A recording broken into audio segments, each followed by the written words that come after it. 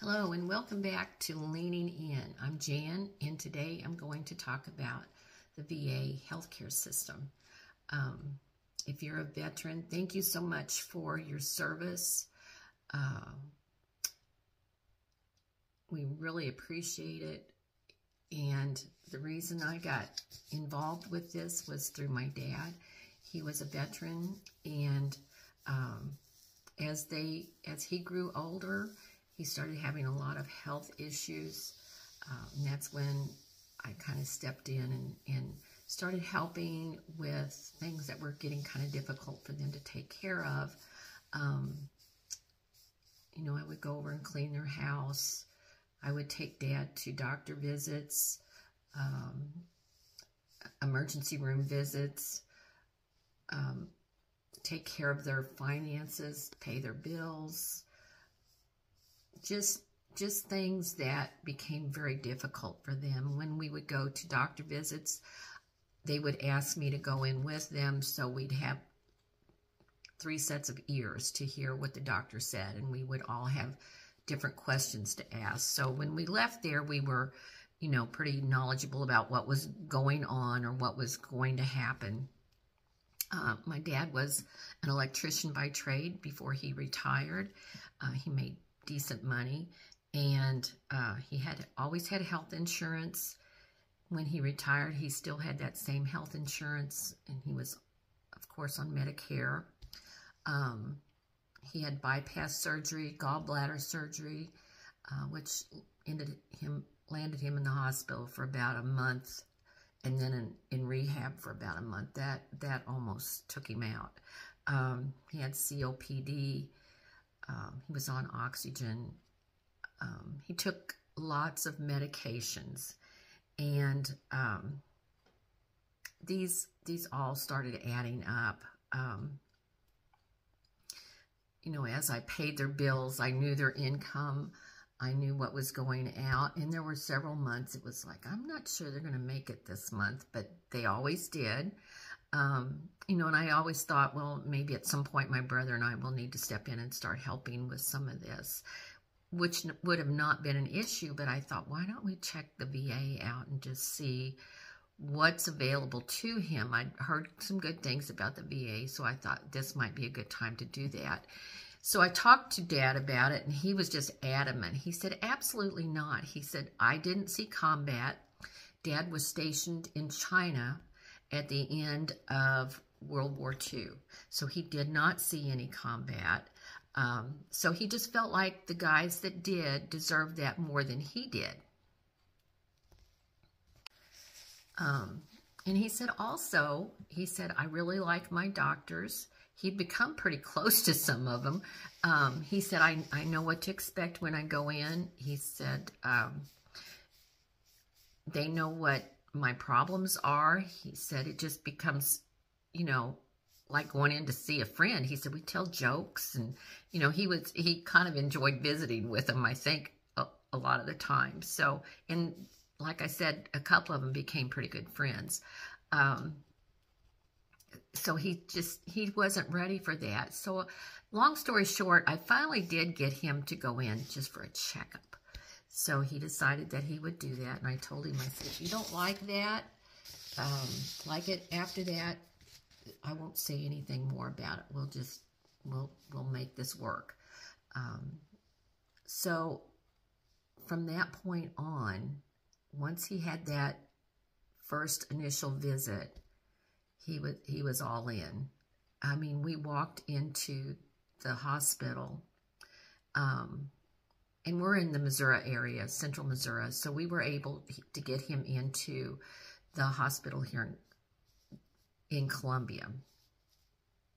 And I don't know if it still ranks as high, but at the time we found out that it ranked number 2 in the nation for healthcare.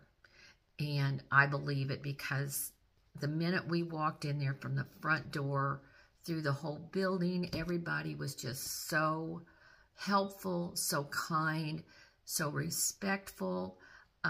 It was just a very, very good experience.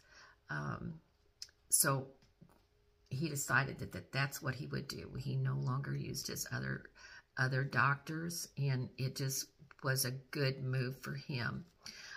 Let me back up a bit here. I want to tell you how I got him in. I didn't know anything about the VA. I didn't know how to get him signed up. So I started looking online, and one thing I want you to be very careful about when looking for anything with the VA, make sure it says .gov. And I'll discuss that here in a minute. But I got a hold of this guy through a search. I think each state probably has it set up like our state does, where there are like 5 sections in the state, and each section has their own service rep or their service officer that will help you. And so I found a service officer through the search, called him, we set up an appointment, and he advised me of the criteria that was needed for Dad to get involved. We went through that process. Dad met all the criteria. He gave me the forms to fill out. He showed me how to fill them out, what to do, what I needed, the documentation I needed. One of the things was Dad's discharge papers, his birth certificate, their marriage certificate. I had to go back and do probably 3 years worth of medical records and bills, their income tax records, got those all lined up and turned them back into him. And come to find out, Dad was eligible for more things than what we had expected or even knew about. So it really turned out to be well worth my time to do what I needed to do. And like I said, this service officer made it so easy. When I would have a question, I would either email him or call him, and he would get back to me right away. If I had any further questions, I could even go back in and talk to him. I mean, he was just so available to me. And it just made this whole process so easy. Once we were in the system, they took care of every facet of Dad's health care. I am not kidding. They took care of everything, every office visit, every hospital stay, every medication was now being taken care of by the VA. We didn't have to do anything, Dad. If I remember correctly, I don't think Dad paid anything for any of this stuff. He received a walker, a wheelchair, a hearing aid, all at no cost to him. He would go in for a visit, a doctor's visit or checkup, and they'd say, well, Mr. Pettigrew, it looks like you're needing a wheelchair or a walker or whatever it was he needed. And they would send him up to another floor. They would fit him for these things, and he'd walk out of it with it that day. It was just amazing. All of this at no cost to him or without him even asking about it. As time went by, he got worse. And they advised me to go ahead and sign him up for the VA nursing home. And I'd also heard some good things about the nursing home. So I went ahead and signed him up. They said they'll put him on a list. He said when they call you with a bed available, if your dad's not ready to go yet, just let them know that he's not quite ready. And they'll put him at the bottom of the list, and then they'll work him back up to the top and call you again. And I thought, geez, what if he's okay now, but in 2 weeks he needs to be back in the nursing home? And they said, don't worry about that. He said, we'll work with you on this. We'll get you through this. So that's what I did.